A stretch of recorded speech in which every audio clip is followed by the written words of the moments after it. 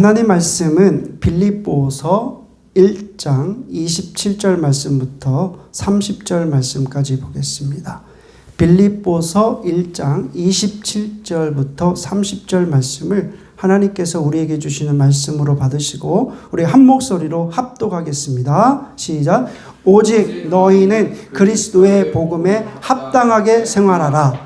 이는 내가 너희에게 가보나 떠나 있으나 너희가 한 마음으로 서서 한 뜻으로 복음의 신앙을 위하여 협력하는 것과 무슨 일에든지 대적하는 자들 때문에 두려워하지 아니하는 이 일을 듣고자 함이라. 이것이 그들에게는 멸망의 증거요 너희에게는 구원의 증거니 이는 하나님께로부터 난 것이라. 그리스도를 위하여 너희에게 은혜를 주신 것은 다만 그를 믿을 뿐 아니라 또한 그를 위하여 고난도 받게 하려 하심이라. 너희에게도 그와 같은 싸움이 있으니 너희가 내 안에서 본 바요 이제도 내 안에서 듣는 바니라. 아멘. 네, 오늘 말씀을 통해서 복음에 합당한 삶이라는 말씀을 나누도록 하겠습니다. 오늘 주일 예배는 성령님께서 강림하신 후 17번째 주일인데요. 여러분 한 주간을 어떻게 보내셨습니까? 잘 지내셨죠? 보내셨죠? 그러면 또 다른 질문 한번 해보겠어요. 여러분들은 복음에 합당한 삶을 살고 계십니까? 저는 이 질문을 한 주간 동안 하면서 좀 생각하고 좀 묵상을 했는데 한 주 한 주가 얼마나 빨리 가는지 모르겠어요. 하나님께서 허락하신 그 시간은 한정적인 시간인데 그 시간을 매일 매 시간 순간순간을 귀하게 여겨야 되겠다. 좀 그렇게 생각을 합니다. 그렇죠? 예, 여러분 나이가 먹으면 먹을수록 시간이 빨리 간다고 그러잖아요. 저 앞으로 점점 더 그럴 것 같아요. 예, 매 순간 시간이 왜 이렇게 빨리 가지? 빨리 가지. 지금도 그런데 또 앞으로 지나면 지날수록 그런 것 같아요. 그런데 어떻게 사는 것이 복음에 합당한 삶일까? 그러니까 이런 생각을 해봤어요. 하나님께서 부름받은 사람으로서 복음에 합당한 삶을 살아야 되는데 그러면 어떻게 복음에 합당한 삶을 사는 삶일까? 이런 질문을 해보았습니다. 근데 오늘 읽은 본문에는 사도 바울이 빌립보 교인들에게 복음에 합당한 삶을 살라고 권면하고 있거든요. 그런데 그 권면은 어떤 권면이냐면 바로 복음을 위해서 협력하고 또 복음을 위해서 담대하게 서고 또 복음을 위해서 고난과 직면해서 싸울 것을 권면합니다. 그러면 바울의 그 권면이 이처럼 호소력 있게 다가오는 그 이유는 무엇일까요? 그것은 바울 자신이 그 말씀대로 살았기 때문에 그렇습니다. 그래서 그의 권면이 굉장히 호소력 있게 다가오는 이유는 그가 말씀대로 살았다는 거예요. 진리의 말씀은 우리가 알지만 진리의 말씀대로 살지 못하면 그 말씀의 호소력이 아무리 주장을 해도 호소력이 없는 거예요. 저도 오늘 말씀을 증거하면서 아무리 설교를 해도 또 사람들에게 감동을 줘도 그 설교자가 그 말씀대로 살지 못하면 말씀의 능력이 없게 되는데 바울은 말씀의 능력이 있었다는 거죠. 그래서 빌립보 교인들에게 지금 호소하고 있는 거죠. 그래서 오늘 말씀을 통해서 어떻게 하면 복음에 합당한 삶을 살 수 있을까? 말씀을 통해서 나눠보도록 하겠습니다. 성도는 우리가 하나님의 부름받은 성도는 첫째는 복음에 합당한 삶을 살아야 됩니다. 아멘? 여러분 하나님의 부르셨기 때문에 하나님께서 여러분이나 저를 부르셨기 때문에 우리는 복음에 합당한 삶을 살아야 돼요. 자, 27절에 어떻게 말씀하고 있는지 살펴보겠습니다. 27절입니다. 같이 읽겠습니다. 시작. 오직 너희는 그리스도의 복음에 합당하게 생활하라. 이는 내가 너희에게 가보나 떠나 있으나 너희가 한 마음으로 서서 한 뜻으로 복음의 신앙을 위하여 협력하는 것과 여기 첫 구절을 보면 오직 너희는 그리스도의 복음에 합당하게 어떻게 해라? 생활해라. 여러분 생활하라는 말은 어떤 말씀이냐면 천국의 시민답게 행동하라는 거예요. 하나님의 백성답게 행동하라는 거예요. 생활하라는 의미가 천국 시민답게 살라는 의미입니다. 천국 시민답게 살라. 여러분들은 하나님의 부르심을 받은 천국 시민이잖아요. 그러면 천국 시민답게 살라라는 말씀입니다. 그러면 천국 시민에 합당한 그 생활은 어떤 삶입니까? 그게 한 4가지로, 첫 번째는 복음 진리를 믿음으로 행하는 생활이다 라는 것이에요.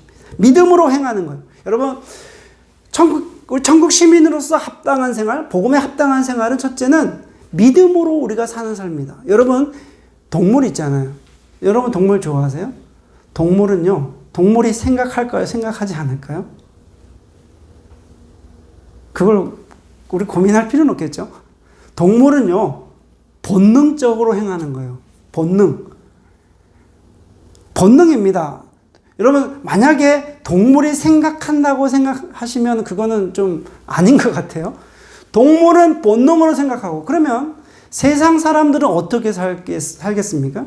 세상 사람들은 자기의 생각대로 이성적으로 살죠. 그죠? 이성적으로 사는 거예요. 자기의 생각대로, 자기의 계획대로, 방법대로 하는 거예요. 그러면 우리가 그리스도인들은 어떻게 사는 것입니까?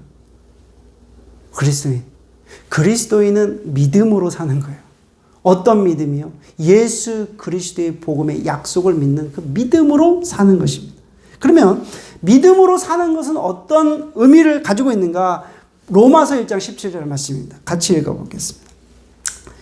로마서 1장 10절입니다. 시작. 복음에는 하나님의 의가 나타나서 믿음으로 믿음에 이르게 하나니 기록된 바 오직 의인은 믿음으로 말미암아 살리람과 같으니라. 아멘. 어떻게 사요? 오직 의인은 무엇으로 삽니까? 믿음으로 산다는 거예요. 그러면 오직 의인은 믿음으로 사는데 어떤 믿음으로 사는가? 그것은 예수 그리스도의 약속을 믿는 믿음으로 사는 것이고 예수 그리스도의 가르침으로 믿는 믿음으로 사는 것입니다. 내가 내 생각, 내 계획을 믿는 신념으로 사는 것이 아니라 하나님의 생각, 하나님의 계획, 하나님의 방법, 하나님의 그 약속을 믿는 믿음으로 사는 것인 줄 믿으시기를 바랍니다. 하나님의 주시는 말씀으로 사는 거예요. 그것이 복음에 합당한 생활이고요. 두 번째는 천국 시민으로서 사는 생활, 두 번째는 늘 소망 중에 생활하는 거예요. 소망. 여러분들에게는 어떤 소망이 있습니까? 여러분들이 지금 이 순간에 나에게 어떤 소망이 있지? 한번 질문해 보세요. 어떤 소망이 있는가? 이 세상 사람들의 소망은 대체적으로 좀 비슷한 것 같아요.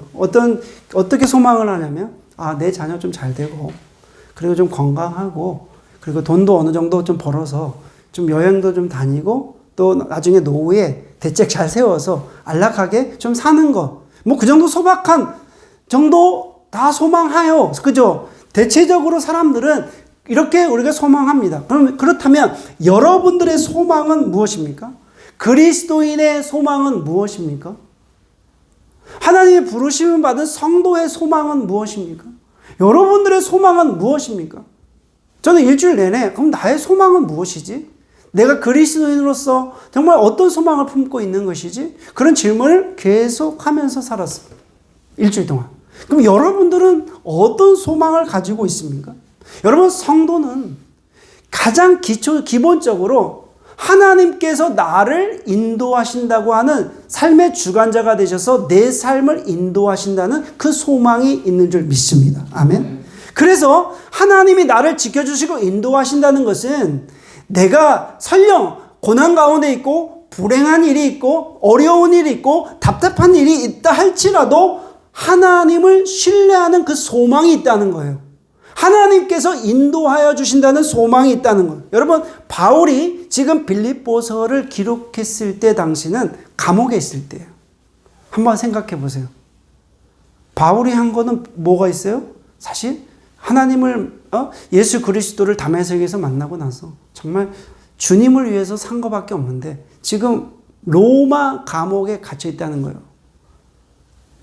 바울이 로마 감옥에서 지금 빌립보서를 썼어요. 우리가 이것을 옥중서신이라고 그러잖아요. 지금 옥중서신을 기록했을 때 당시가 바울은 감옥에 있어요. 여러분 감옥에 있는데 뭐라고 이야기하면 빌립보서 4장 4절 말씀에 이렇게 얘기합니다.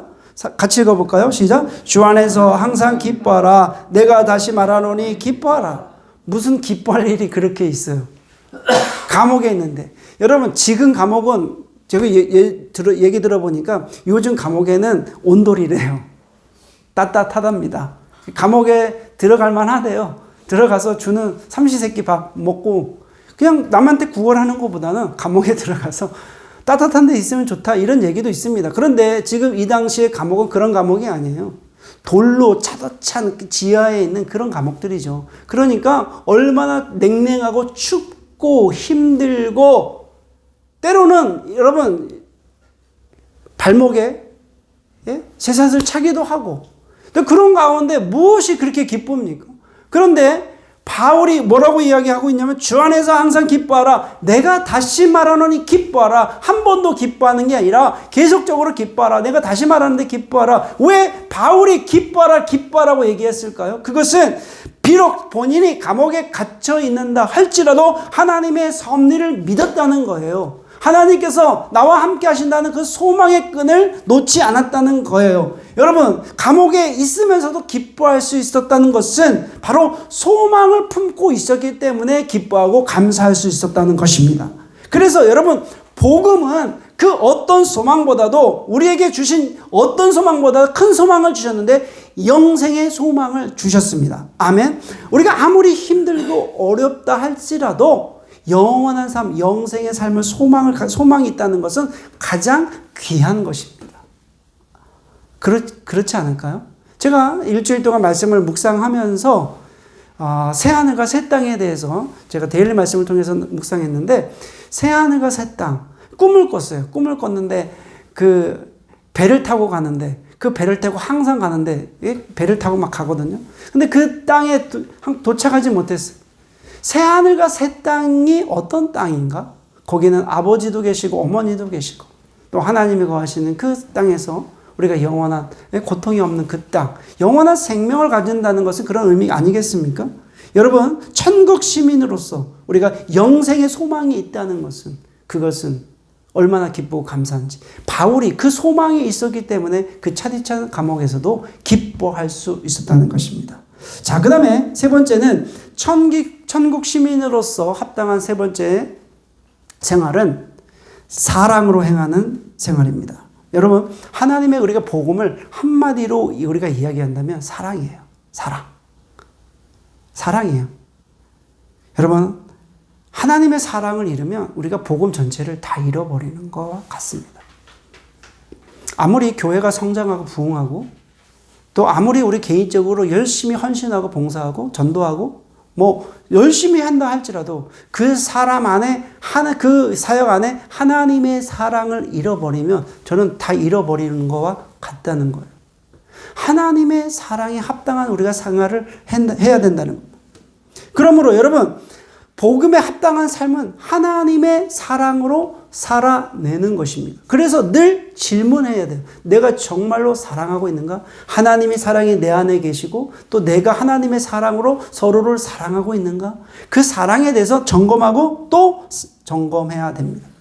그리고 나서 마지막으로는 하나님께서 주시는 그 믿음, 소망, 사랑 세 가지를 가지고 이제 네 번째는 사명을 행하는 거예요. 사명. 여러분 복음은 우리가 해야 할 사명을 가르쳐 줍니다. 어떤 사명이 있을까요? 여러분이나 저나 어떤 사명이 있을까요? 하나님의 부르심을 받은 성도에게는 어떤 사명이 있을까요? 어떤 사명이 있냐면 복음을 전파하는 사명이 있습니다. 자, 디모데후서 4장 2절 말씀 읽겠습니다. 시작. 너는 말씀을 전파하라. 때를 얻든지 못 얻든지 항상 힘쓰라. 범사에 오래 참음과 가르침으로 경책하며 경계하며 권하라. 아멘. 그렇습니다. 성도에게는 복음을 전파할 사명이 있습니다. 아멘. 여러분 이거는 절대 잊으시면 안 돼요. 그냥 하나님의 사랑을 내 개인적으로 누리기 위해서 하나님의 복음을 내 개인적으로 그냥 받아서 영원한 구원에 이르기 위해서 하나님이 우리에게 주신 것이 아니라 여전히 지금도 하나님의 복음을 모르는 사람들을 위해서 나에게 사명을 주셨다는 거예요. 그래서 내 가족, 내 직장, 내가 살아간 삶의 자리, 만나는 사람들에게 복음을 드러내는 것, 복음을 전하는 것, 그것은 복음에 합당한 생활임을 여러분 믿으시기를 바랍니다. 여러분 그거 잊으시면 안 돼요. 복음을 우리가 전파할 사명이 있습니다. 여러분 바울은 로마 감옥에 갇혀 있으면서도 복음 전하는 사명을 감당했어요. 바울은 복음 전하는 사명을 감옥에 있으면서도 감당했거든요. 우리 모두가 복음 전하는 사명을 잘 감당하시기를 주의 이름으로 축원합니다. 아멘. 크게 두 번째로 한번 생각해 볼 것은 성도는 복음을 대적하는 자들을 두려워해서는 안 됩니다. 자, 28절 읽어보겠습니다. 28절입니다. 시작. 무슨 일에든지 대적하는 자들 때문에 두려워하지 아니하는 이 일을 듣고자 함이라. 이것이 그들에게는 멸망의 증거요 너희에게는 구원의 증거니 이는 하나님께로부터 난 것이라. 아멘. 여기서 빌립보서에 보니까 바울이 빌립보 교회에 대한 이야기를 좀 들은 것 같아요. 감옥에 있으면서. 그런데 지금 여기서 대적자들이 있었다는 거예요. 그러면 여기서 말하는 대적자들은 어떤 대적자들이냐면 이단자들이고 교회를 핍박하는 자들을 말합니다. 그래서 이제 빌립보와 빌립보 교회 주변에 수많은 거짓 교사들과 이단자들이 너무너무 많았다는 거예요. 그래서 수많은 그런 거짓 선지자들, 거짓 이단자들, 그런 사람들이 교회를 지금 방해하고 교회를 핍박했는데 그것을 너희들 피하지 마라. 피하지 마라. 회피하지 마라. 담대하게 영적 싸움을 해라 라고 지금 이야기하고 있거든요. 그러면 왜 대적하는 자들이 있을 때 왜 회피하지 않고 우리가 영적 싸움을 해야 되느냐? 먼저는 왜 우리 그렇게 해야 되냐면 우리가 먼저 복음의 진리를 알고 있기 때문에 그렇습니다. 여러분 하나님의 진리는 이 세상에서 가장 강력한 거잖아요.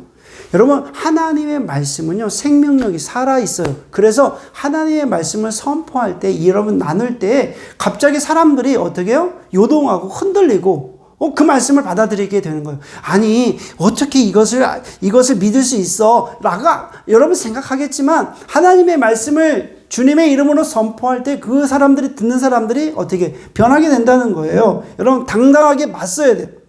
우리 두 번째로 왜 우리가 담대하게 서야 되느냐? 그것은 복음 증거할 기회를 놓치지 않기 위해서 그렇습니다. 자, 사도 바울은 대적자들을 만나잖아요. 그러면 그 대적자들을 만나는 그것을 기회로 복음을 전하는 기회로 삼았거든요. 사도행전 28장 28절에 이렇게 기록되어 있습니다. 같이 읽어보겠습니다. 시작. 그런즉 하나님의 이 구원이 이방인에게로 보내어진 줄 알라. 그들은 그것을 들으리라 하더라. 여러분 유대인들이 복음을 유대인들에게만 전했지 이방인들에게는 전하지 않았거든요. 그런데 바울이 보니까 이제 이방인들에게도 복음을 전할 기회를 주셨구나. 그래서 깨닫게 된 거예요. 그래서 여러분 우리가 복음의 대적자들이라고 하는 그 사람도 우리가 도망가거나 회피하거나 그냥 무시하는 것이 아니라 그 사람도 하나님의 구원의 백성이 하나님의 복음에 필요한 사람들이라는 것을 우리가 알고 그것을 복음을 전할 기회로 삼아야 된다는 거예요. 제가 지난 목요일날 버나비 마운틴에 갔거든요. 근데 걸어서 올라갔어요. 한 1시간, 1시간 반 걸리거든요. 아래서부터 걸어 올라가면 너무 좋아요. 기회 되시면 한번 올라가면 정말 좋거든요. 근데 올라가니까 정상에 누가 있었냐면 여호와의 증인들이 있어요. 여호와의 증인들이 있는데 한 사람이 있는 게 아니라 떼거리로 있더라고요. 여러 사람들이 있어요. 그런데 이 자판기 이렇게 놓고 거기다 파수대라는 것을 이렇게 놓고 이제 지나가는 사람들한테 얘기하는 거예요. 다들 양복을 입고 이렇게 딱 이렇게 입는데 저는 그냥 체육복 바지에 그 반바지를 입고 올라가가지고 이제 딱 만났거든요. 저한테 하이 인사를 하더라고요. 그러면서 날씨 좋지 막 그러는데 제 마음에 여기서 한바탕 해?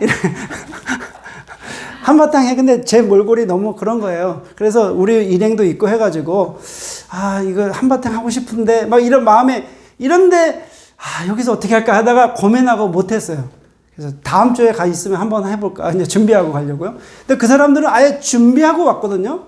예? 준비하고 왔어. 우리가 사실은 회피하고 도망가고 아니면 저 사람들 저래 하지만 저 사람들이 지금 다른 복음을 알고 있고 다른 복음 때문에 저러고 있는 거거든요. 그래서 우리에게는 그런 것을 가지고 피하지 말고 복음 전할 기회를 삼고, 만약에 그들이 복음을 듣지 않으면 어쩔 수 없는 거고. 그러니까 오늘 말씀을 통해서 보면 불쌍한 사람들이 너무나 많다는 거예요. 우리가 복음의 진리를 알고 있고 우리가 정말 진정한 그 그리스도의 복음을 알고 있다면 우리가 그냥 둬서는 안 된다는 거예요. 그리고 세 번째 우리가 또 생각해 볼 것은, 우리가 대적하는 자들을 두려워하거나 회피하지 말아야 할 그 이유, 하늘의 상급을 잃기 때문에 그렇습니다. 자, 마태복음 5장 11절 12절 말씀 읽겠습니다. 시작. 나로 말미암아 너희를 욕하고 박해하고 거짓으로 너희를 거슬려 모든 악한 말을 할 때에는 너희에게 복이 있나니 기뻐하고 즐거워하라. 하늘에서 너희의 상이 큼이라. 너희 전에 있던 선지자들도 이같이 박해하였느니라. 아멘. 여러분, 주님은 제자들에게 야, 너희를 박해하는 자들 두려워하지 마 라고 그렇게 가르치셨습니다. 여러분, 하나님께서 우리에게 승리를 주실 것이므로 그 승리를 주신 하나님의 말씀을 믿고 확신을 가지고 우리가 대적자들을 두려워할 이유가 없다는 것을 여러분 믿으시길 바랍니다. 자, 세 번째로 우리가 생각해 볼 것은 성도에게 있어서 고난은 필수입니다. 자, 29절 말씀입니다. 29절 시작.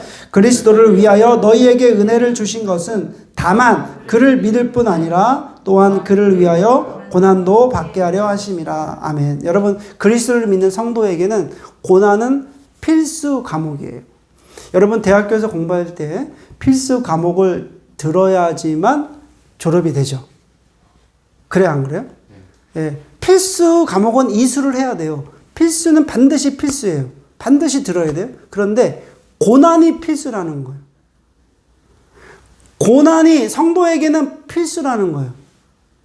만약에 여러분이 고난받지 않으시고 그냥 조용히 다닌다 그러면 아직 필수 과목을 이수 못한 거다라고 말할 수 있어요. 왜냐하면 왜 그러면 고난이 필수일까? 그것은 성도는 그리스도를 알지 못하는 세상 가운데 있기 때문에 그렇습니다. 만약에 여러분들이 고난 안 받으려면 저 산속에 가가지고 그냥 혼자서 생활하시면 돼요.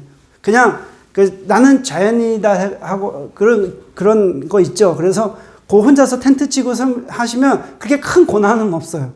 그런데 왜 우리 그리스도인들이 고난이 필수이냐면 하나님을 알지 못하고 그리스도를 믿지 않는 이 세상 한가운데 있기 때문에 고난이 필수라는 거예요.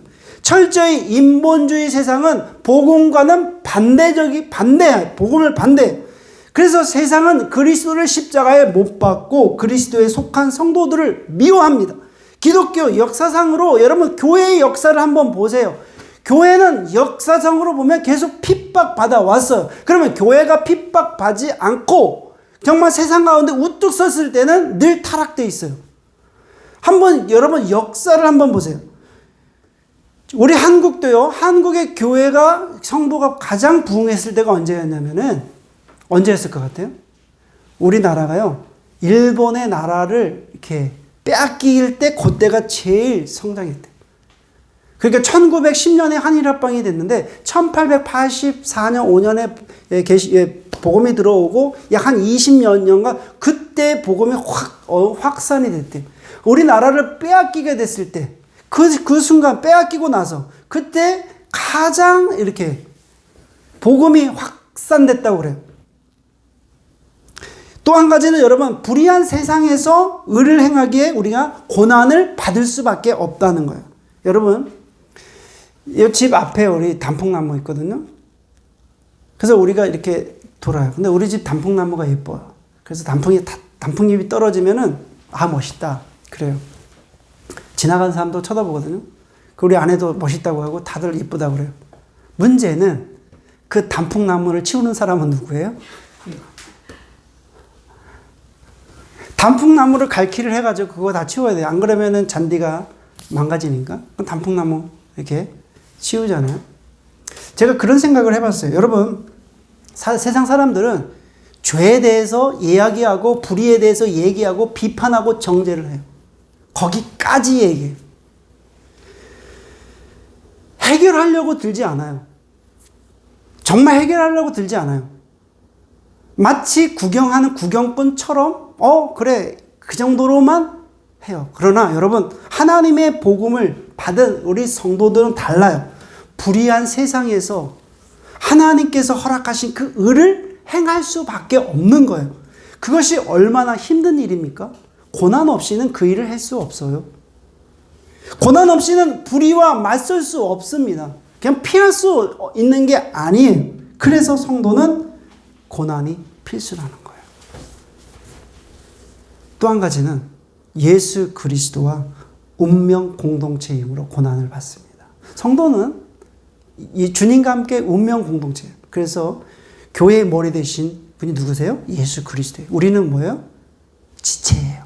함께 우리가 주님과 함께 공동체예요. 그래서 예수님께서 고난 받으신 것처럼 성도들도 고난 받을 수밖에 없다는 거예요. 그래서 여러분 고난은 필수 과정이므로 고난 받기를 즐거워하시기를 주의 이름으로 축원해 올립니다.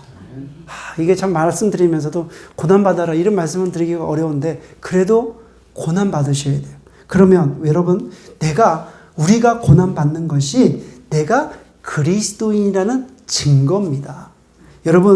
그러나 여러분 내가 그리스도인이라는 그 증거인데 장차 하나님의 영광에 참여할 수 있는 조건이 돼요. 우리가 고난받으면 이 땅에서 고난받으면요 하나님의 영광에 참여할 수 있는 조건이 된다니까요. 그래서 여러분 고난을 우리가 피하거나 회피하지 마시고 당당하게 맞서시기를 주님의 이름으로 축원해 올립니다. 고난아 와라. 내가 까짓것 주님과 함께 더불어 운명 공동체이므로 내가 고난을 통과하리라. 하나님의 의를 받고 내가 그 일을 실천하리라. 그런 절개가 우리에게 있어야 될 줄 믿습니다. 그럼 마지막으로 성도는 그리스도처럼 선한 싸움을 싸워야 됩니다. 자, 30절 말씀입니다. 읽겠습니다. 시작. 너희에게도 그와 같은 싸움이 있으니 너희가 내 안에서 본 바요 이제도 내 안에서 듣는 바니라. 바울은 빌립보에서 전도를 하다가 박해를 받은 적이 있어요. 그래서 귀신 들린 여종을 쫓아줬는데 그것 때문에 사건이 돼가지고 감옥에 들어갔어요. 빌립보 감옥에 들어가고 그 감옥에 들어가서 실컷 맞았어. 엄청 많이 매를 맞은 그런 사건이 있었거든요. 그러니까 빌립보 교인들도 바울이 이렇게 박해를 받은 것을 알고 있었다는 것입니다.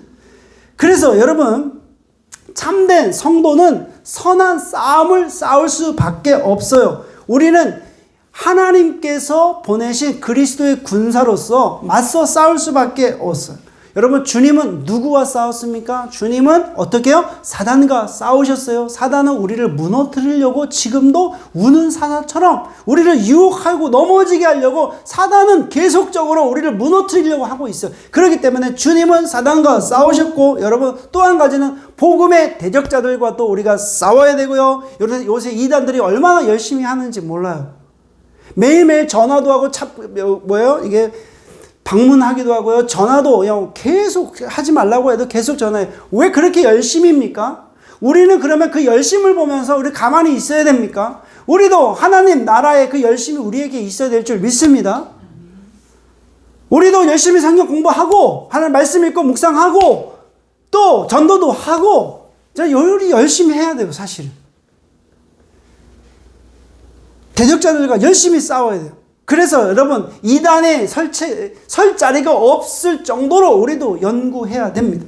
그 다음에 마지막으로 나의 육체의 소욕과도 싸워야 돼요. 여러분 나의 육체의 욕심 소욕은 성령님을 거스르게 합니다. 그래서 성령의 열매를 맺는 대신에 온갖 악한 열매들을 맺게 되는 거예요. 그러므로 나의 육체의 욕심, 욕망, 탐심, 소욕을 우리가 거스러야 돼요. 여러분 오늘 말씀을 통해서 여러 가지 말씀을 나눴습니다.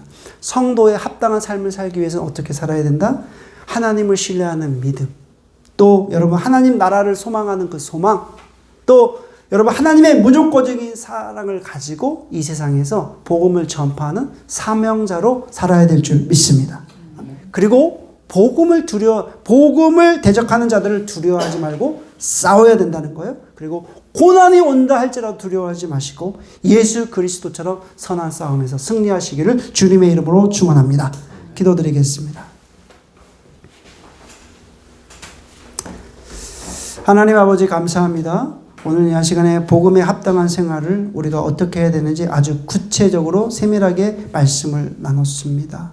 하나님께서 우리를 부르셨는데 우리가 그 부르심에 어떻게 응답하고 또 복음에 합당한 생활을 해야 되는지 오늘 말씀을 통해서 주께서 지혜를 주셨으므로 오늘 그 말씀에 순종하고 실천하는 하나님의 거룩한 백성들 되게 하여 주시옵소서. 예수님의 이름으로 기도드립니다. 아멘.